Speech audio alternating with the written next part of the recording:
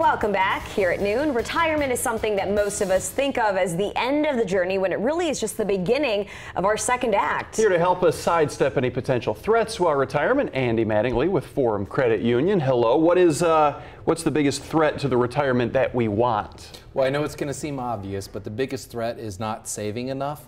And people get into it two ways. One, they wait too long to start saving, or when they do start saving, they don't really put enough in, they don't do enough every month. And you know, it's a good thing, but we're all living longer, so we need more money for retirement. So you're talking about saving. Yes. Are there any other issues, though, compared to not saving enough?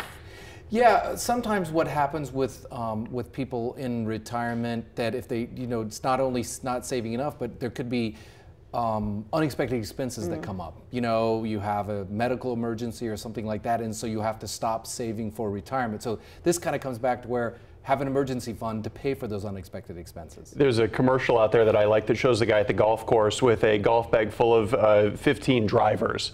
And it says, well, if you can't play golf this way, don't invest this way. How we do it really affects how we can retire too, yes, right? It's very important to have a diversified portfolio. So you want to keep, you know, different types of investments. And the second thing is, don't get out of the market if things start going bad, because we all sell when it's low. And we all hear that person at work who says, I'm getting out of the 401k, I'm changing my investments. And it's not a good plan. Okay, we've heard this, and you kind of mentioned it a moment ago. This is why you need that emergency fund, so you don't borrow against your retirement, but sometimes people do it. You do have to do that, but that's really a bad situation to get yourself into, because you borrow from those funds, so now you don't, they're not gaining any investments, you know, you're not getting any return on it, and you lose all that time. So even if you pay it back, you've maybe lost 5 or 6 years of that earning more money. So do you recommend then going for the loan, the credit card over? Try to get a loan first. Yeah, okay. Yes. And what about when we're 5 or 6 years from actually retirement? We do need to keep an eye on certain things then, right? Yeah, try not to get into more debt, you know?